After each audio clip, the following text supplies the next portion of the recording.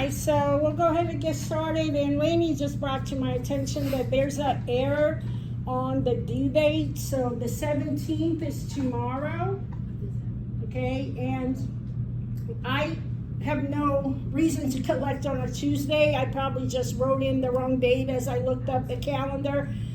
So it should be due this Thursday, which is the 19th, okay? Because we're going to use the lab book on Wednesday. So if I take it from you on Tuesday, you won't have it to do the lab. I'm not able to grade that up. So please make that correction for yourself. So there is a notebook due this week, but it's not due till Thursday. So we'll do the lab together, and then you can either hand it in that day after lab if that works for you, or you can bring it sometime on Thursday. I'm here on Thursday till 5:30. So if you come by or leave it at my door, I'll get it, and then I'll have time to grade it for you and give it back on Monday. So that was just an error on my part. So it should be due Thursday the 19th. Okay?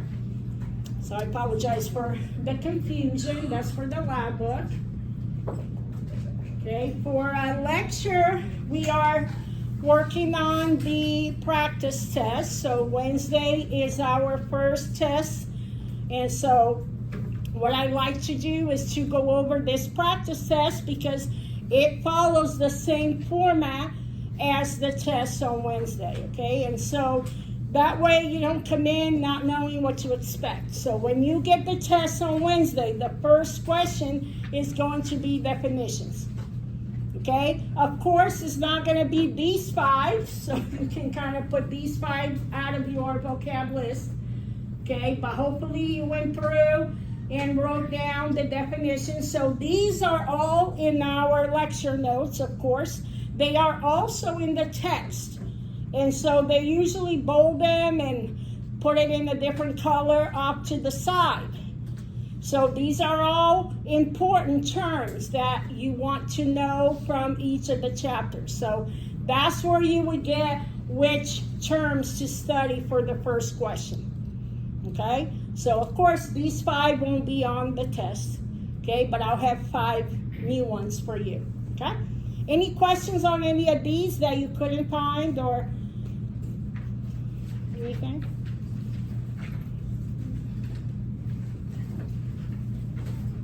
So that's the first question. It's always a definitions question. Okay, 5 terms, and then you give me the definition. I accept if you write in the words. If it's something you can display with a picture, I'm good with that as well. Okay, just make sure the picture gives me enough to know what you're referring to. But if it's easier to draw a picture of what that term means, right? So like Newman projection, maybe you would like to draw one of those, you know? So, you know what I mean? I don't know, because sometimes people's brains, I'm very visual, so sometimes just memorizing a long sentence is really not great for me. So if you think more in those terms and you want to draw a picture, by all means. But again, make sure your picture is enough of an explanation, okay? I think the Newman would have been a good one for that one, right? Because we kind of know what that looks like, okay? So just keep that in mind, but of course, you want to know the definitions. And then the second question, we're going to talk about those stereoisomers, constitutional isomers, are molecules potentially identical. Okay, and so I give you choices. I'm going to give you a pair of structures, and you're going to tell me, is it identical? Is it a constitutional isomer? Is it an enantiomer? Is it a diastereomer? Okay, there's choices here. Okay, and so I'll give you all the choices that it could be for that particular problem. So first and foremost, we need to know, right, what all these things mean. So what is a constitutional isomer? Is when you have, right, the same molecular formula, but the structures are different. To make a constitutional isomer, there's a bond break. And then that group is moved somewhere else in the structure. Okay, and so that's a good way to distinguish between, right, the constitutional isomers and the stereoisomers, or the conformations, because those are just rotations. The connectivity is exactly the same, right? So in a stereoisomer, in the conformation, those don't break bonds. We just rotate them. So the constitutional isomer is the one where you're going to break a bond and move the group somewhere else. Okay? Did you think any of these were constitutional isomers?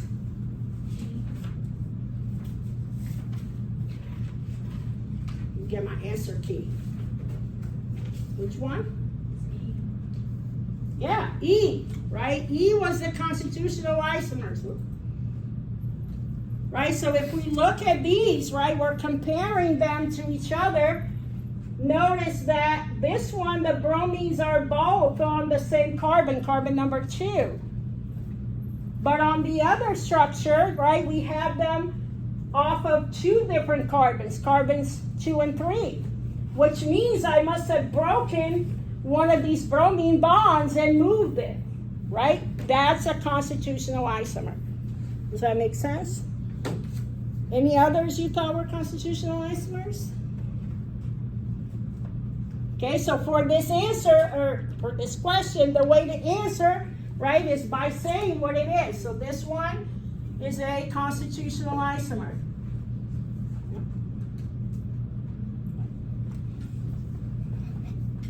No explanation required, but you need to know what it is. So this is a practice test. I would write some notes rather than just write the answer, because I'm not going to give you these same 5 options. They're going to be totally different, but the definitions will be the same. A constitutional isomer is a constitutional isomer. Does that make sense? How to use the practice test. It's not just writing down the answer, because that's not super helpful, because if you don't understand what the constitutional isomer is, when you get 2 new ones, you're not going to know. But that is the constitutional isomer. Okay, we also have what's called, right, an enantiomer. So the enantiomer is when you have a mirror image, and that mirror image is non-superimposable. So again, you want to look at the 2 structures and try to figure out.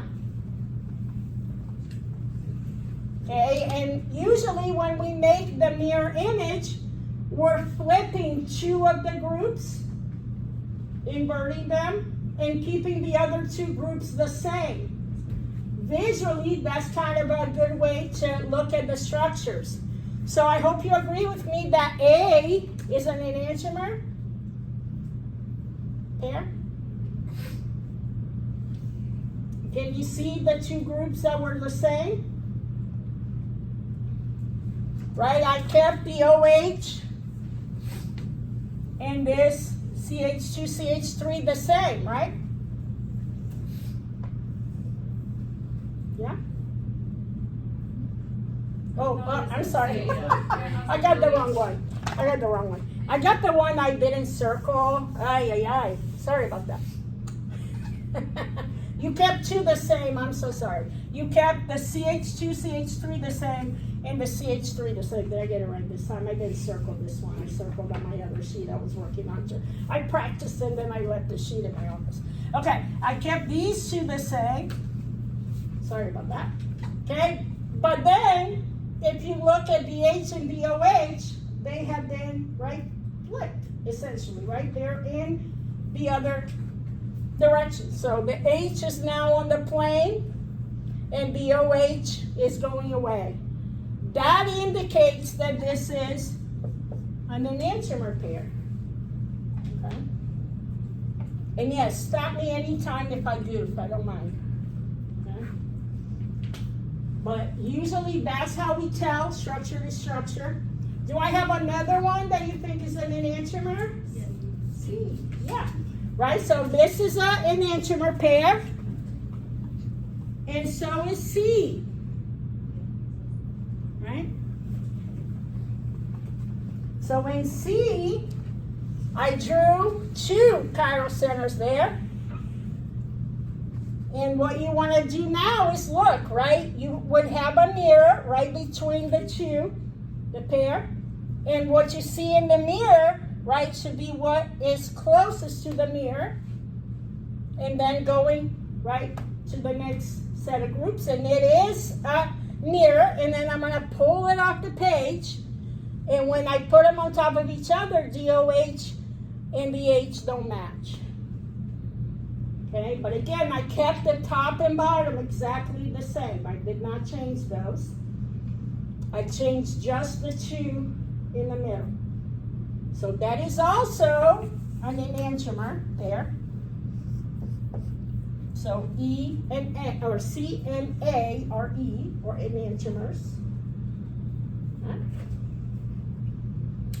Good with the enantiomer? B is what? What do we think about B? So the other options are diastereomers or identical.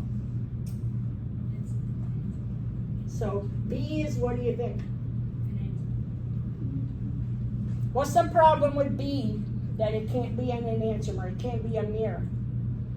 Because it doesn't have a chiral center, right? Do you see that you have two CH3s? Tricky. So that carbon is not chiral. When the carbon is not chiral, any molecule that I draw is going to turn out to be identical because there is no chiral center. Without a chiral center, I can't have a stereoisomer. So because I have those two groups, these are identical.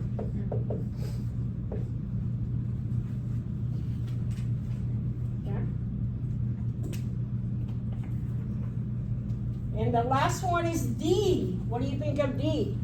What's the relationship there, or lack thereof?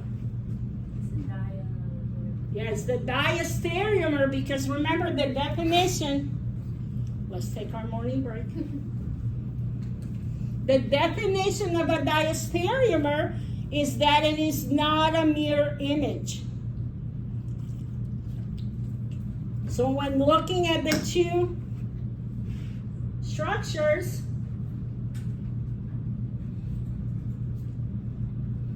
you should see that I don't have a mirror like I do in C, right? So if this was the mirror, the H should be what I see first in carbon number 2, and it's not. So because of that, they can't be mirrors, right?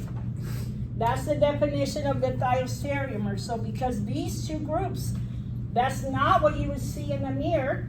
This one is okay. But all chiral centers have to be taken into account. And both carbons 2 and 3 are chiral in this example. On the exam, I have one more choice. The choice is neither. How could it be neither? If it doesn't have the same molecular formula. So if I give you a compound that has 3 carbons and a compound that has 4 carbons, they cannot be isomers at all.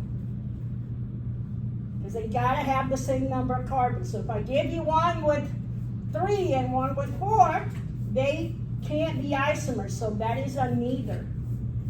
That's also gonna be an option on the exam, just to give you a hint.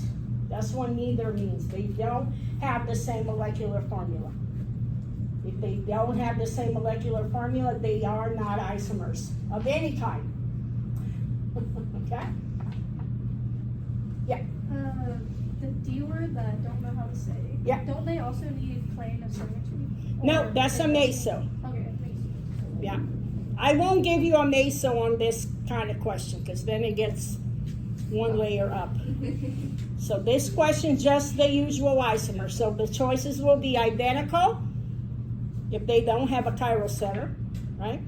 Enantiomers or diastereomers, mirror or no mirror. Yeah.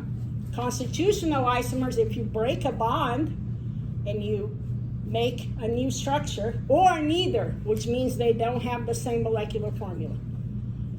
Okay? So I'm going to give you a question just like this, but I'm going to give you 5 different pairs. So no memorizing this, okay? It's understanding why we selected these and what the definitions are, okay? Does that make sense for this question? Any other questions?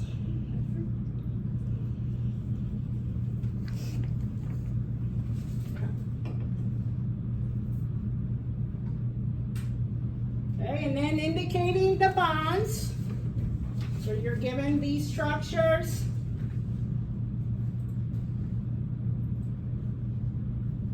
And each of these is labeled.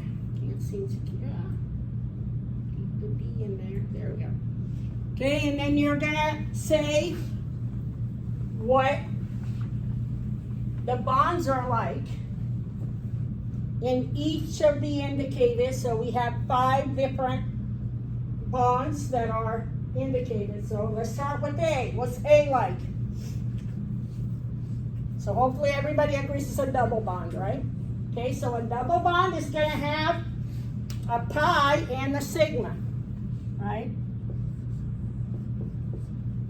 Yeah. But that's not enough, right? Because I say in the question that I want you to describe the orbitals. I even give you an example, okay?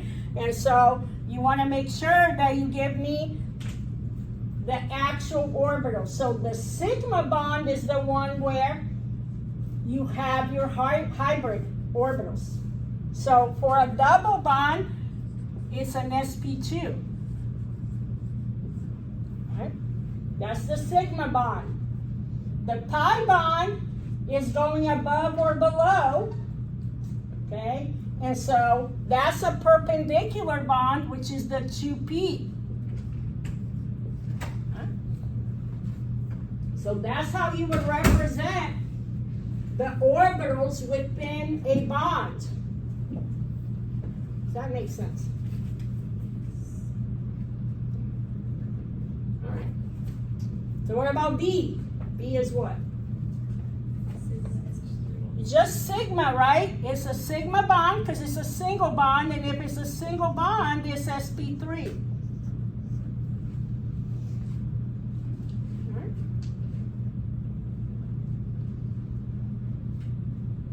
That's not totally right. What's wrong with my answer? The one of them should be sp2. Yeah, so notice B is a little tricky because this is part of the sp2. So yes, it's sigma, yes, it's hybridized, but it has a component of the sp2. Tricky enough to work. It even tricked me. Again, I didn't bring my answer key. I was working on it. Look, I got the blank one. It's a Monday. Okay, so keep in mind what the carbon is like. So if I was saying now, right, D, you can see that there's no double or triple next to it. That's a true sp3, right, for D. So D is also a sigma only because it's a single bond. And the single bond, right, both carbons,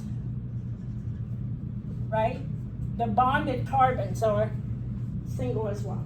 So you do have to look at what the carbons that are participating in the bond, what their character is.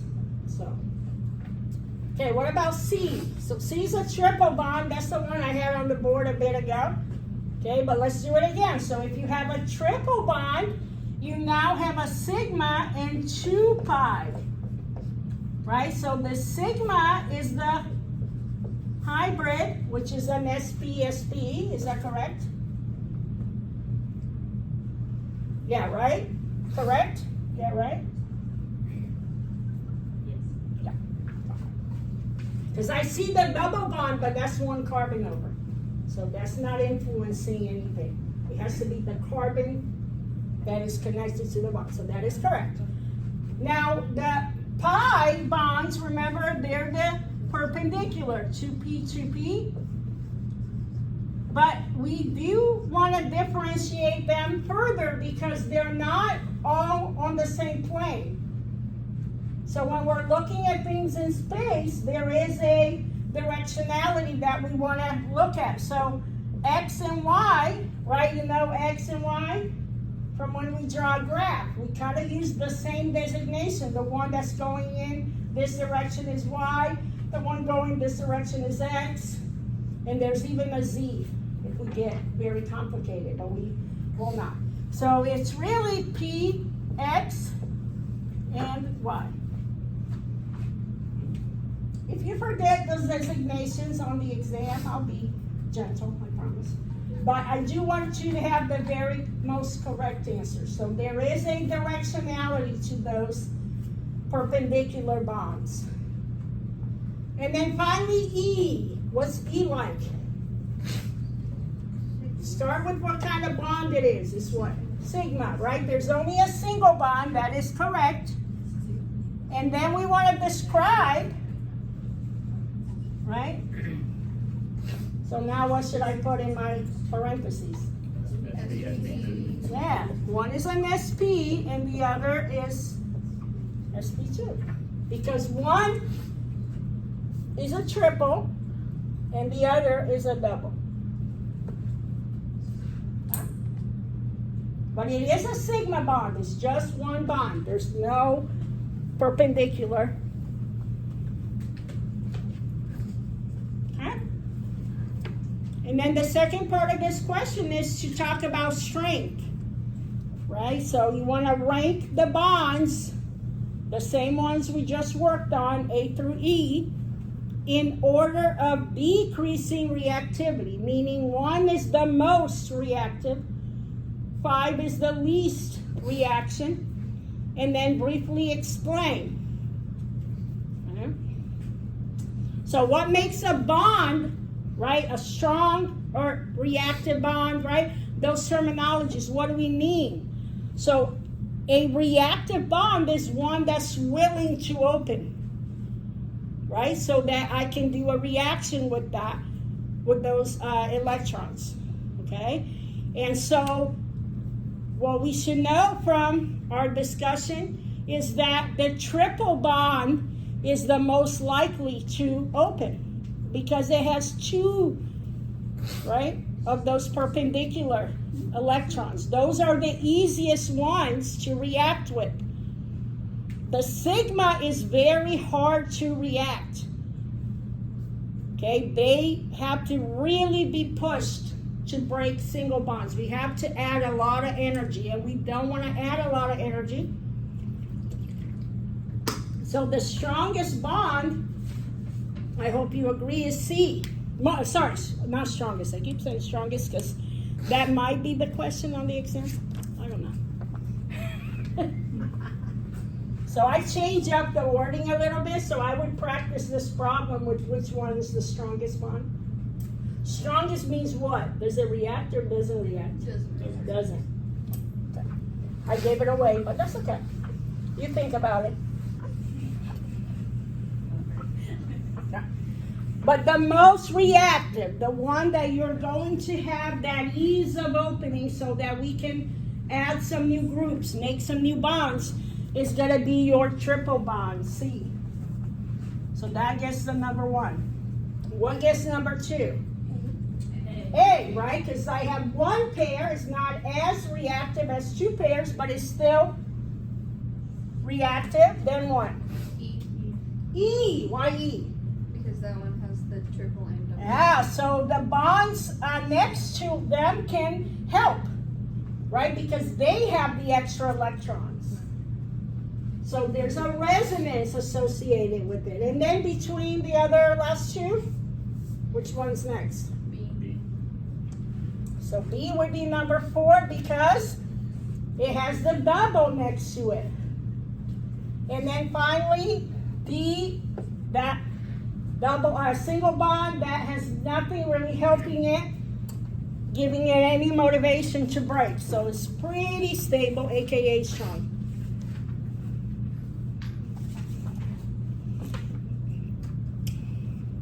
That makes sense? So the brief explanation is, right, what does reactivity mean? Reactivity means that you are willing to break and make new bonds. So if you have those perpendicular bonds, those are the ones most likely to react. Okay. Does that make sense? Question 3.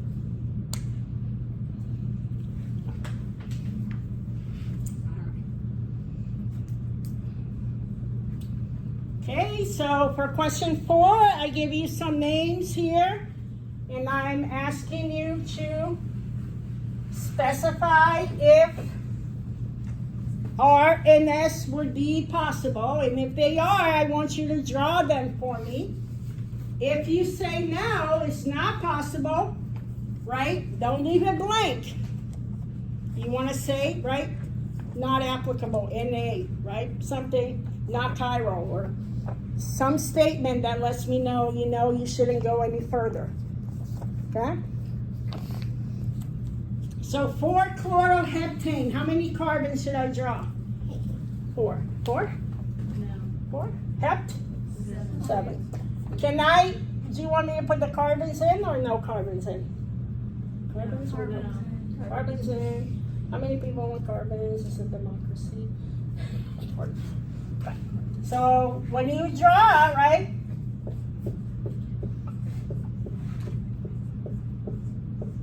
Seven. Okay, if you don't like that and you want to draw it, you just don't put them in. Either one. Mean the same. So the chloro though is at position 4. So the 4 is a locator for my chlorine group because this is chloro. So is this chiral? Does it have a chiral center? No. Why not? These sides are the same. Right? So this one you would go no further. Right? Not chiral, achiral.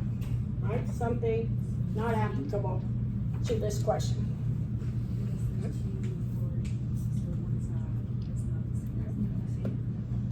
Does that make sense? So what about hexane? How many? 6. Right? So hexane is 6. 6. And then I have some substituents. So remember the locators are telling me where to put them. So at carbon 2, I have a methyl. At carbon 3, I have a methyl. And at carbon 5, I have a methyl. And then I also have a bromo at carbon 3. Do I have a chiral center? Right? So this carbon has a CH3, has a Br, has this isopropyl group, and this isobutyl group. 3 carbons versus 4 carbons, they're not the same. So there are 4 different groups. So you got to draw R and S. So you'll mark it as chiral. And then you'll go, this is priority 1. My CH3 is priority 4 because it's the smallest carbon chain. And then I go over here, right? And this is tricky because this has 2 carbons. This has 1 carbon. So this is the highest priority. It's not size alone, this direct carbon. So I go to the next carbon, right? This guy and this guy. This one has a hydrogen here. So it's a C and an H. This one is 2 C's. 2 C's win. So which one do I have, R or S? So I go 1 to 2 to 3. That's S. Right? And then how would I draw the R? I would flip 2 of them, right? So I keep my chain the same.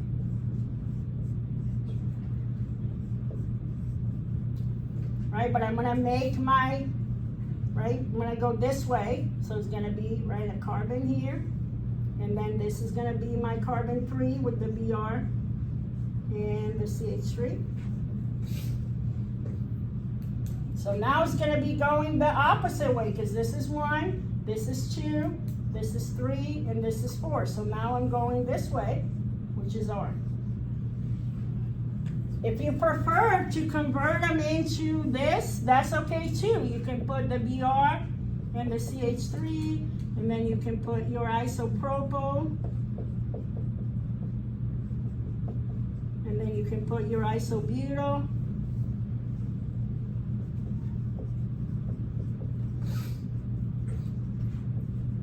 And then you can do the same thing. So however it makes more sense to you. You can do it from the chain or you can convert them. Okay, and again, write 1 to 2 to 3, or sorry, 3. Okay. So B, you have a chiral center, so you have to do the 2 R and S. What about C?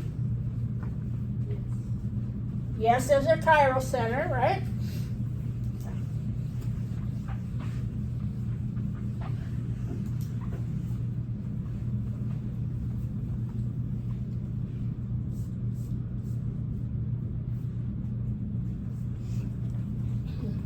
Okay, so pentane, pent is 5. And then I have a chlorine at carbon 1. And the chlorine at carbon 3, that's what the locators are telling me, 1 and 3, right? And so hopefully that means that this is my chiral center.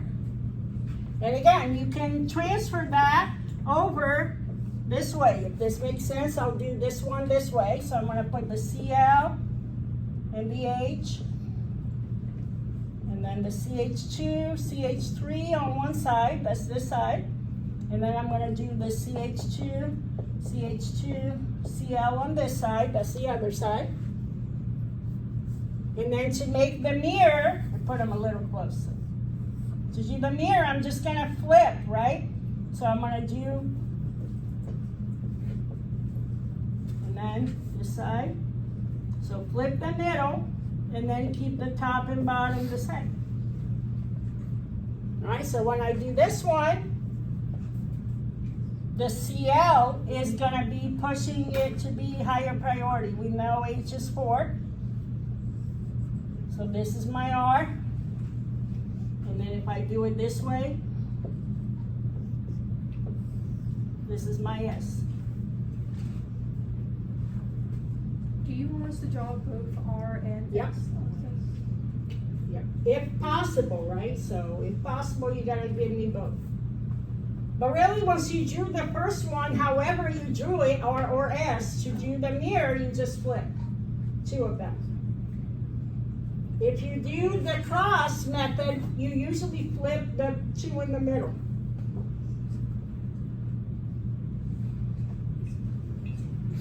But if you wanted to do it off of the structure, what would you do? Flip it like this, right? So you can do it either way. Either one is fine with me. What about the other 2?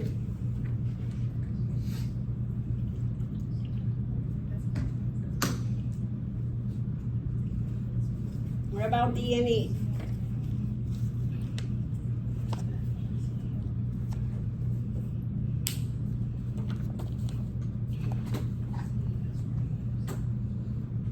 So propane is 3 carbons, right? And then iodo is I for iodine. Deuterium is D, is the heavy hydrogen isotope. But if you notice, it's achiral, right? Because I have 2 CH3s, 1 on each side. So I can't go any further with D. What about E?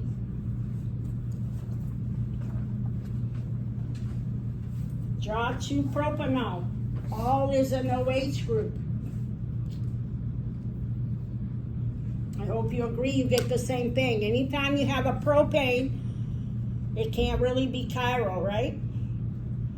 Because it always results in, right? So that's also achiral.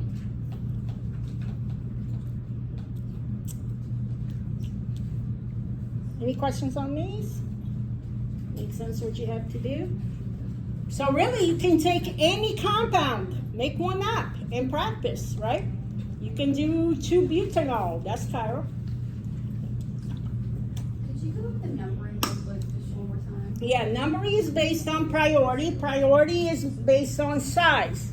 That bigger or heavier the atom, the higher the priority it gets. So if we look at the periodic table, the chlorine is 35, right? 35.5.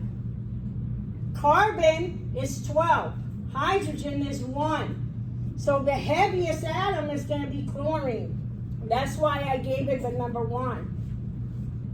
Right? And then the other two, they both start out with carbons, which are equal. So I have to go to the next carbon over. That next carbon has a chlorine, which is heavier than a, right, hydrogen.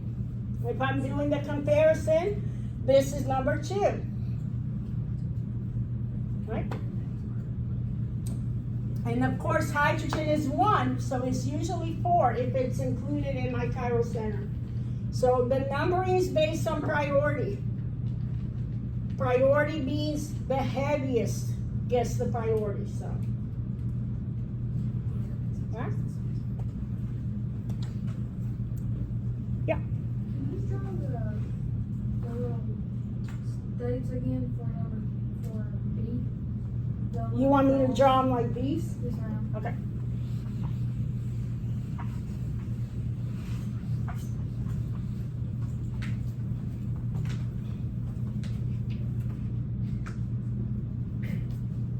Okay.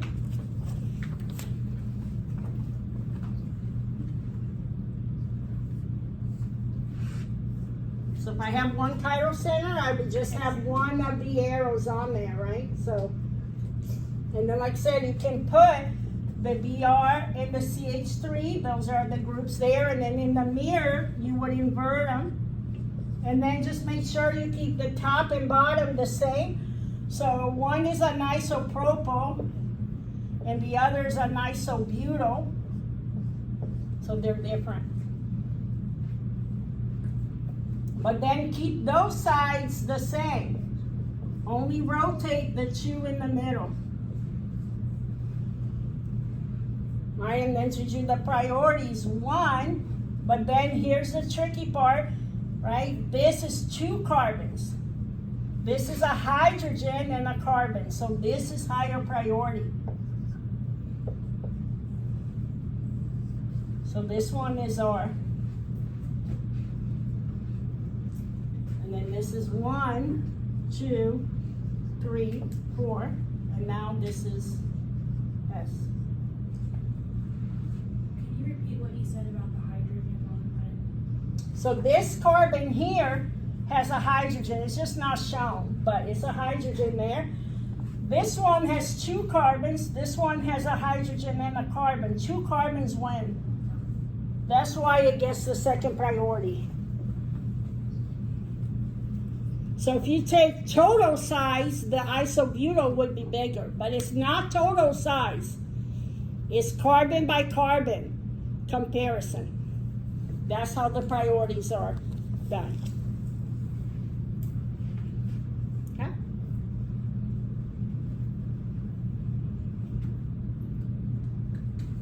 Yeah. Would carbon number 5 on that would not also be chiral? No, because there are 2 CH3s. Oh, I was putting an extra. 2 CH3s. But there may be an example where there's 2 chiral centers. If there are 2 chiral centers, you then want to do your double cross, right? I don't think I would do that in this question. Because coming up, you have one where you get 2 chiral centers. So try to, pace myself. Pace yourself.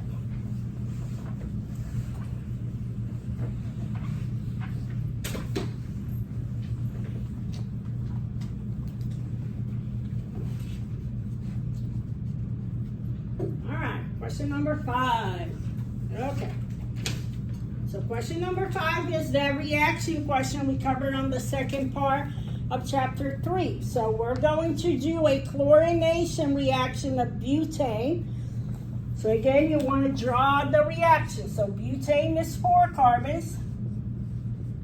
and I'm reacting with chlorine.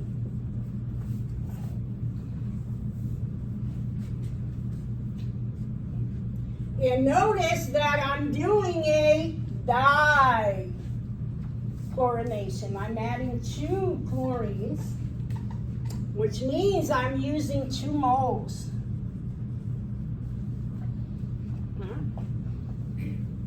If you have 1 mole, you can only add 1 chlorine. Because 1 chlorine gets the hydrogen that's going to be substituted, and the other chlorine is the one that goes on the carbon chain. But if I have 2 moles, I now can use 2 chlorines and remove 2 hydrogens. So doing that, I get 6 products. Okay? 3 of the products are achiral. Okay? And 3 are not, right? They're chiral. They're going to be mixtures of enantiomers. So your job is to draw all the products and label them as achiral or chiral, and then if they are chiral, draw the different pairs. So what are the possible products?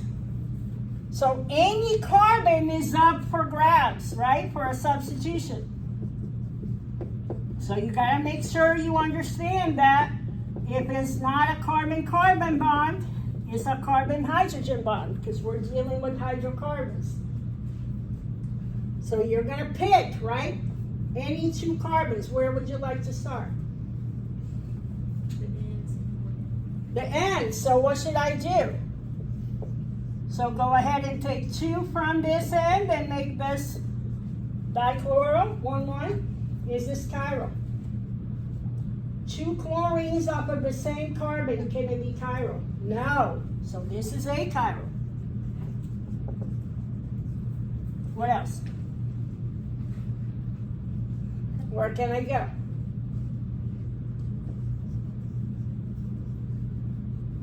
Let's go up the second carbon. Let's go ahead and get that one, right? So 2,2 dichloral. Is this chiral? It cannot be. What's the other achiral? Can I go to the next carbon, by the way, and do the same thing? No, because that would be carbon number 2, if I just start counting the other end. Nor can I put them at the other end, because ends are the same, right? So I'm done doing it on the same carbon. So where else can I put it, make it an achiral situation? On opposite ends, perfect, right? So if I put 1 at carbon 1 and 1 at carbon 4. They are now not chiral because there's still 2 hydrogens, right? I'm just substituting 1 on each end. So the 1,4 is also achiral. Yeah? You're done. You just want to draw those and give me, right, achiral underneath. That's it. You don't have to go any further with these 3. But I have 3 more, right? I have 6 total. Did everybody get these 3? So now what are the others that are chiral? Because I tell you there's 3 more. I'm going to tell you how many, so you're not just sitting there drawing more and more and more. I'm going to tell you how many to draw. So let's do a chiral one. Yeah. So what if I do a 2, 3? You started with the hardest one. Thank you. Why is this the hardest one? There's 2 chiral centers. And the chiral centers are mirrored. Right? Because there's a CH3 on each side. And remember, there's always an H that you can't see. So there's a plane of symmetry. So this is not only chiral, is meso. And because there's 2 chiral centers, I got to do my double.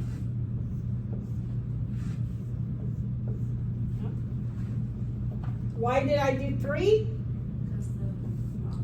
meso, two of them are identical, so I only have to draw the three. So to draw these, you just keep the tops and the bottom the same. I'm gonna use my CH3 for top and bottom. If you don't have to, you can use any, but whatever you choose has to be consistent. And then I'm gonna use my CL and H and CL, and then I'm gonna draw the mirror. Right? And then this guy is the diastereomer with the plane of symmetry. Right? If I had a mirror right here, I should see exactly the mirror, and I do.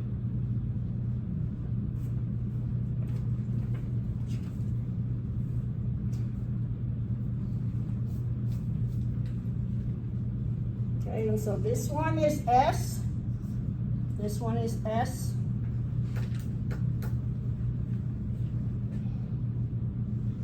this one is R, R, this one is S, R.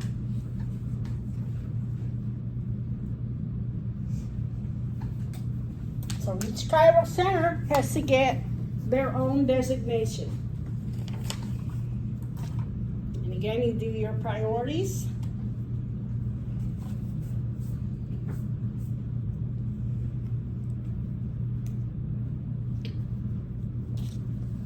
Okay, the other two products are the 1, 2 and the 1, 3.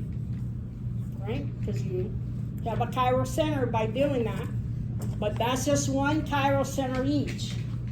Okay, and I'll draw those two. I'm just giving people time to draw this ones. Everybody, when you're done, can you put your pen down or something? Just so I get a gauge. I don't. Thank you. All right, so let's do the next two. So that's the hardest one, the mesa, 2 chiral centers. Okay, but then my other two are the 1, 2.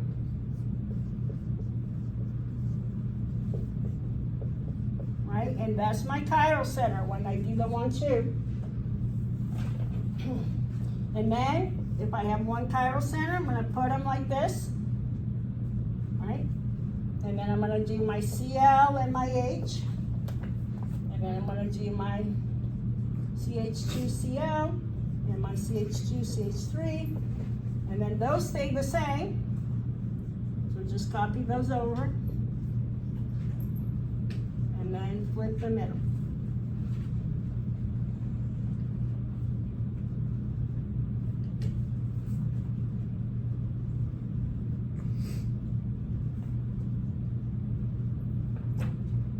Okay, and then this one again, right? 1, 2, 3, or sorry, 1, 2, 3.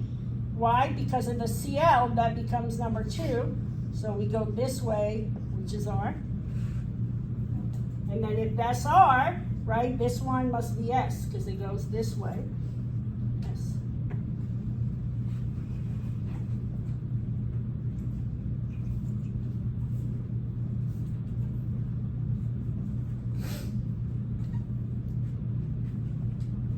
And the other one is really the same scenario. It's just that the chiral center is 1 carbon over. But it's really the same, right? Because you're doing the... You can see I don't put my carbons in a lot, so I'm rusty on that. So now my chiral center is 1 carbon over. But it's really the same. When you draw, you're really focusing on the chiral center, so you really can just do the same. It seems like a lot of work, but it's a little bit repetitive, you know, work. Oh, I missed 1 carbon here.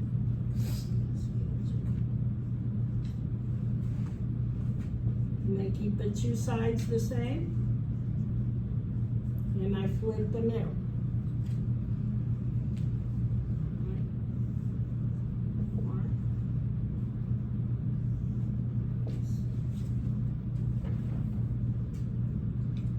And again, you can start with any, right?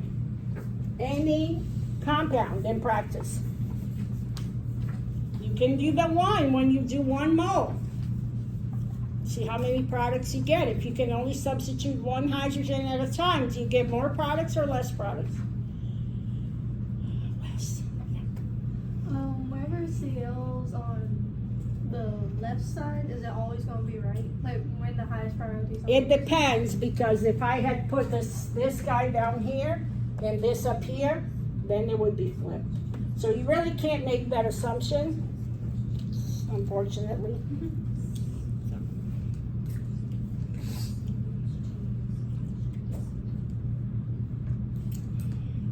I promise I'm trying to give you all the shortcuts I know of.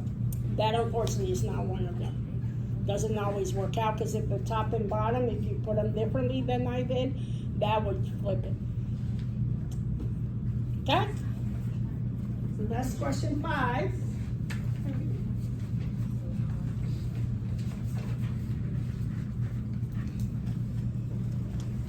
Everybody copy this video? And I tell you, that question will also be on the exam, but I'm going to give you a different reaction, right? So I would practice the mono for butane. I would probably practice the di with pentane. You know, just some different ones. Throwing it out there into the world. All right, so this one is now back to chapter 1. Make a model of each of the following molecules. I will have the model kits if you want to borrow those, if they're helpful for you. I'll have a couple up front. Okay, so that is welcome to be used, but you don't have to. But what you want to do is be able to answer the question. So we're basing it on our model or the structure here. Draw the bond line representation, which means I want to make sure that I'm including, right, my wedge and dash. I'm including the correct geometry, okay? So you want to draw how this compound would actually look in space. Okay, so what would the first one look like? I hope you agree that's tetrahedral, a carbon with 4 bonds. Doesn't really matter where those bonds are, but, or bond 2, but as long as it's 4 single bonds, it always really looks the same. It has carbon in the middle. 2 of the groups are on the plane of the page, and then the other 2, one is going towards you, one is going away from you. If you build the model, that's what it's going to look like.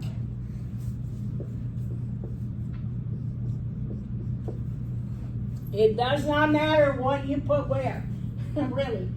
Okay, but you need to have 2 bonds that are on the plane of the page. Those are just the single bonds. And then the wedge says it's going towards you. The dash says it's going away from you. That's what a tetrahedral carbon would look like. Now what about B? What do I have in B? Hopefully double bonds, you see. Those are planar, right? So we gotta draw them planar. So when they're planar, we angle, right? Because there are only 3 groups. And again, you just fill in with what's attached. And notice I have another double bond, so I'm going to angle this one too. And include all the lone pairs, so read the question.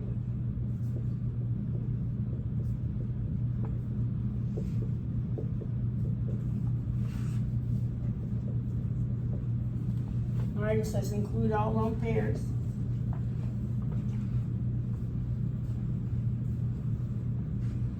So what about C? It's a double bond, right? So again, I'm going to angle. Now remember, the O is bent. So I'm also have to angle that one because of the 2 lone pair.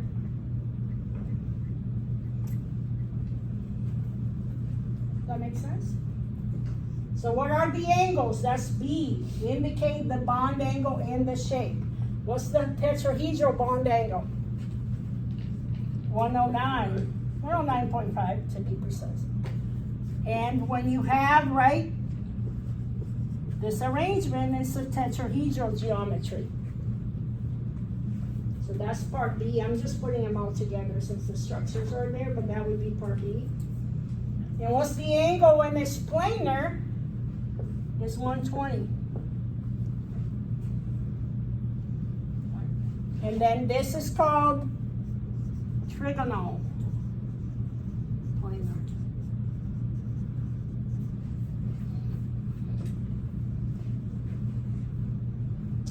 And so here I have two angles, you agree? There's a 120 angle, but there's also, right, the tetrahedral over here, the 109. Because oxygen, right, even though it's bent, the angles are still tetrahedral. So there's two right there. So this one, right, this part of the molecule is planar. This part of the molecule is tetrahedral.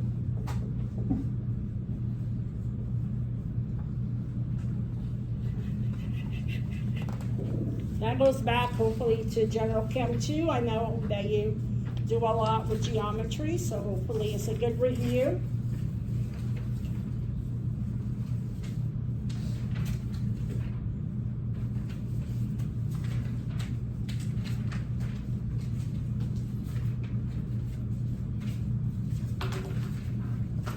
All right. Good. I guess I'll wait for pencils now.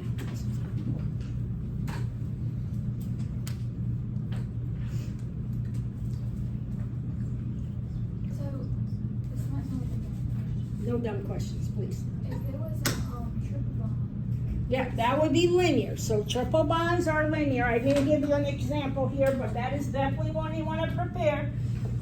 So if it was a triple bond, you would have to draw it like this, right? And then that angle, excuse me, is 180. And we call this just as the structure linear. So yes, that one is also up for grabs. I didn't have an example here, but good reminder.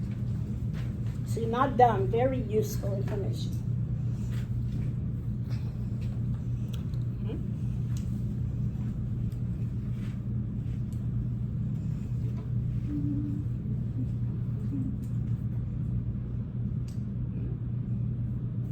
Alright, so there is going to be a multiple choice question.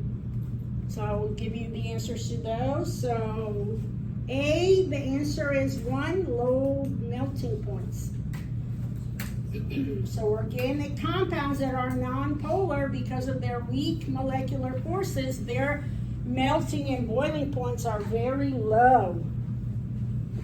That's why the alkanes, when we looked at their properties, most of the boiling points were negative, very low. Okay. A compound C6H6, so if you try to put that into a structure, you would realize that that would give you benzene. So if you drew 6 carbons and you connected them, and then you put double bonds in them, that's how you end up with having 1 hydrogen per carbon. If you don't put the double bonds, you end up with 2 hydrogens per carbon. So as you start to draw them, you would realize that you need not only a cyclic compound of 6, you will also need 3 double bonds. You end up with C6H6. C, the answer is C, number 2. C2H5O, C2H5. So a compound that is an isomer. So remember, isomers have to have the same number of carbons, same number of hydrogens. So one has 3, 4, 5 carbons. My compound in the question only has 4, so it can't be 1, right? So you're just kind of comparing it and seeing what's going on with the structure. And then D, how many possible isomers? 7. So again, you did these in the homework. So basically you take 4 carbons and you try to draw them as many ways as you can. And if you take C4H10O, you end up with 7. Remember, you can't cyclize them. You can't double bond them because you're gonna have the wrong number of hydrogens, so they have to be all single bonds. But they can be branched. But there's 7. So you would just have to draw them off to the side and count how many you have, right? That's how you would answer this question. There's no trick. There's no little formula I can give you. Just drawing them. And then cyclopentane, so the answer is 7. Number 4. And then cyclopentane exhibits more torsional strain than cyclohexane. Because, so remember the torsional strain is what has to do with how the hydrogens are aligned. In the cyclohexane, right, you have them all staggered, but the cyclopentane, you don't. They're eclipsed. So the answer is number 2.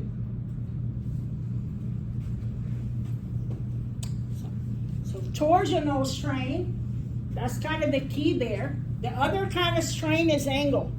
Angle has to do with the difference from the ideal angle of 109. So, cyclopentane also has a lower angle, but not that much difference. The big difference between cyclohexane and cyclopentane is the torsional strain. So the answer is 2.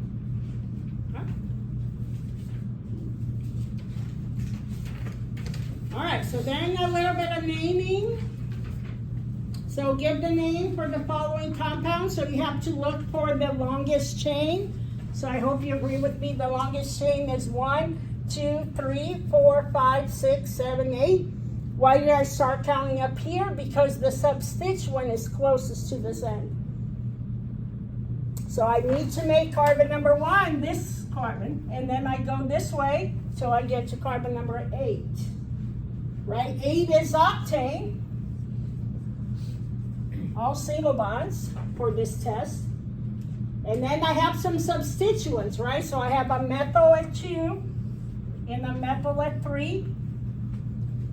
So that's 2,3-dimethyl.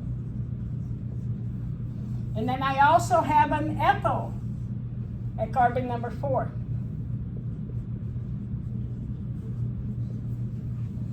So this would be 4-ethyl 2,3-dimethyl octane. Anybody got that one right? So naming.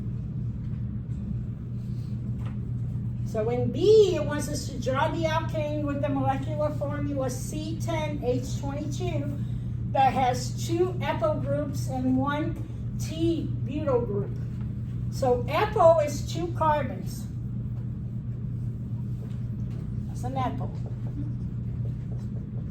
Right? And then a T-butyl, excuse me, the T-butyl is going to be like this.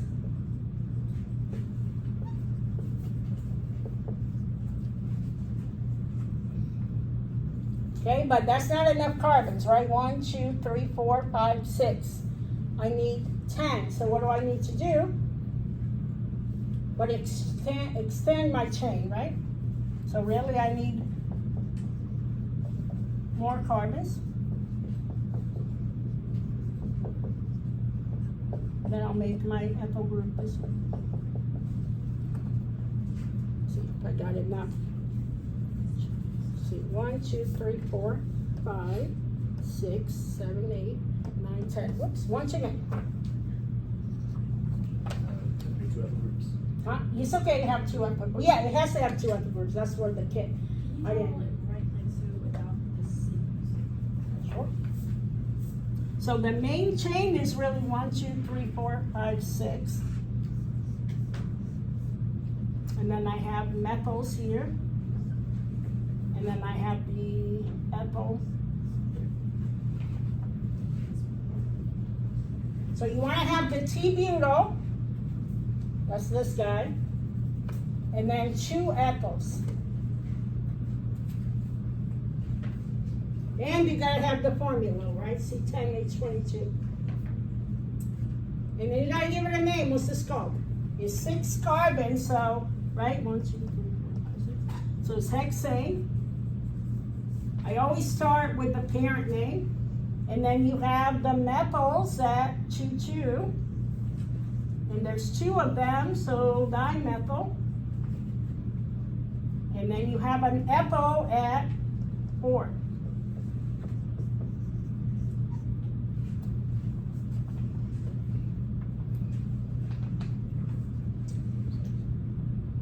Or ethyl 2,2 dimethylhexane. And the E comes before M, so if you're wondering why am I putting the E first. Alphabetical.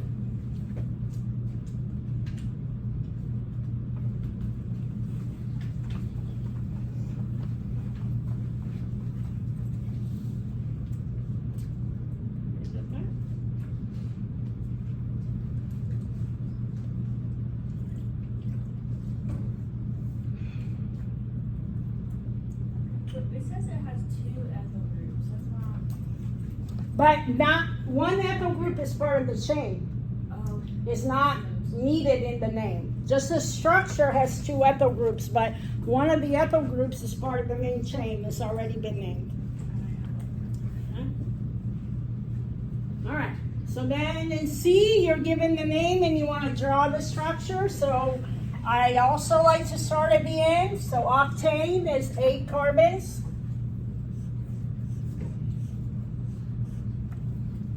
And then I have methyl at 2 and 3. And then at 5, I have an isopropyl. Isopropyl is a branch. And then an ethyl at carbon 6. So really the name gives you all the instructions. It's like a little map. Go back to the end first to draw the chain, octane.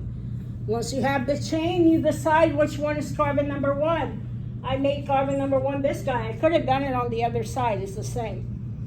But once I say this is 1, I then follow my numbers to know where to put things.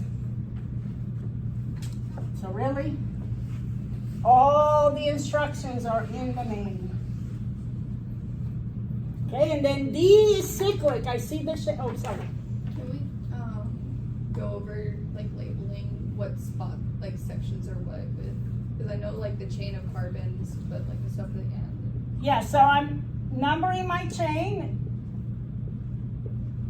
this way, and then I'm using the numbers go in front of where they are, or the name, right, and the numbers should go together. So the dimethyl tells me I should have 1 methyl group at 2, 1 methyl group at 3. So I just put it.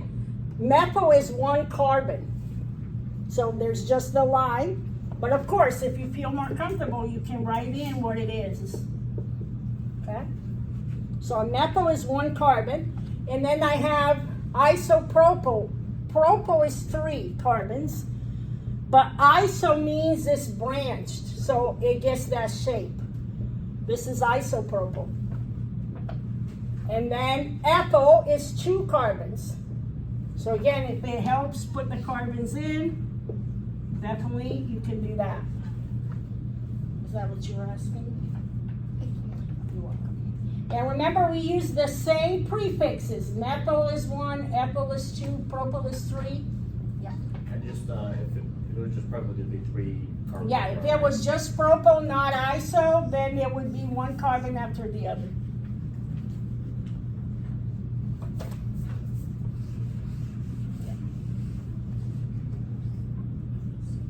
Any other questions on this one? I'm moving a little fast because we're almost out of time.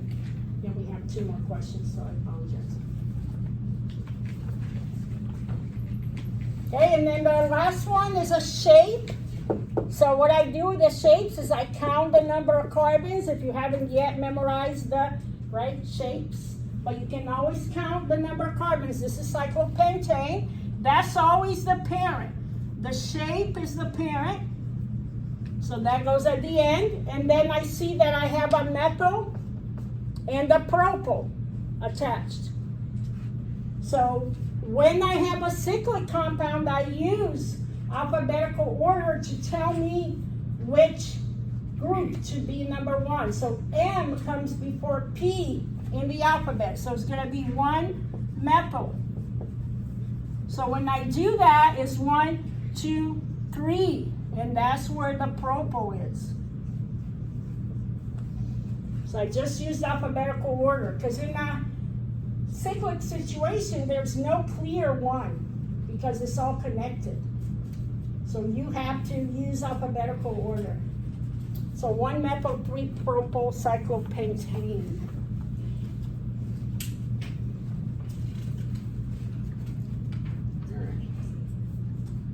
So the next question is about comparing the molecules here.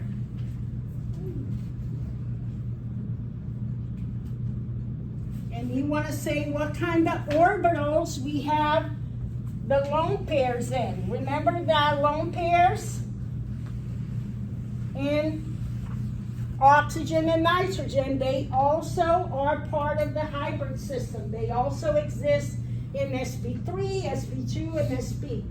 Okay, so you want to look at the structure, and hopefully you agree there's all single bonds, so this must be sp3, right? Now these, right, they're part of a double bond system, so they're going to be sp2. Right? So they follow the same hybridization system as carbon, oxygen, and nitrogens do. In the lone pairs, they occupy those spaces. Right? And then in B it says indicate the direction of the dipole in each of the molecules. The dipole has to do with electronegativity. So the atom that's most electronegative is going to pull electrons towards it. And we want to indicate that as part of our structure. So we start out by drawing them in the right geometry. Okay? So single bonds are tetrahedral. So again, we put carbon in the middle. There's 2 on the plane of the page and 2 off. Right? And again, doesn't matter how you decide to do it, where you put what. But you should recognize the chlorine as the most electronegative atom. So all of the electrons are moving towards it. So you want to indicate, and I like to put a bubble where the electrons are. Okay? Because that's what happens if you look at a diagram with the electronics in it, it's going to be a red bubble on that chlorine, pulling all the electrons towards it. So there's a dipole, right? The dipole is that bubble. Now what about carbon dioxide? Remember talking about carbon dioxide? We do have, right, a motion, but they're equally in both directions, which means they cancel out. So there's actually no dipole, so you do not put a bubble, because they are canceling each other out. They're going in opposite directions. They have to accumulate. So then the last one is also tetrahedral.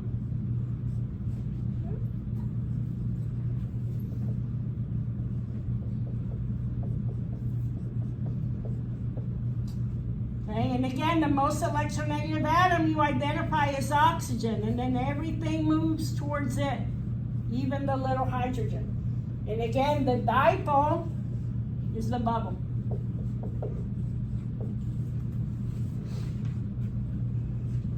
Oh, you know what? I didn't draw that correctly there.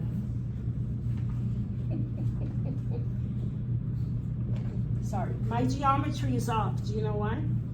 It's up here, right? Remember that this is bent, so you gotta angle that. I was sloppy. I didn't do my geometry. Does it ask for lone pairs also? No. I get a little sloppy with my lone pairs. But you should, the O and the H, right, they should be at that angle, and then you pull the electrons towards it. Doesn't change the dipole, but because you are expected to use the correct geometry, I did not. Okay, and then C says assign the formal charge where appropriate. So Remember, I gave you a little shorthand. So, what do you think of this oxygen? Oxygen wants to have 2 bonds, but I hope you agree with me, there's 3 bonds. So what does that do? 1 more than you want is a bonus. And the bond and the charge should be on the correct atom. The one that is extra is the oxygen. Don't put the plus on the hydrogen, right? What about nitrogen and oxygen here?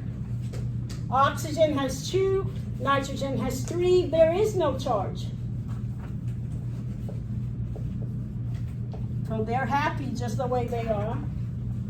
What about C? Nitrogen is negative? Nitrogen wants 3, it has 4, so it's positive, but hydrogen, this one is negative, right? 1 less than it wants. Okay? I will put the answer to 10 online, because I want you to go to the Careers in Science lecture. That is at Trio. We have lunch for you there. And Professor Swalls will be giving us the presentations. She's our physics professor. So if you can, please join us. That is extra credit. If you go, give them your ID when you go in. They'll mark it. That's 1 point. If you write a summary, I'll give you another point. Bring your summary with you on Wednesday or email it to me, and I'll add those points to your test. Thank you. Sorry for the rush.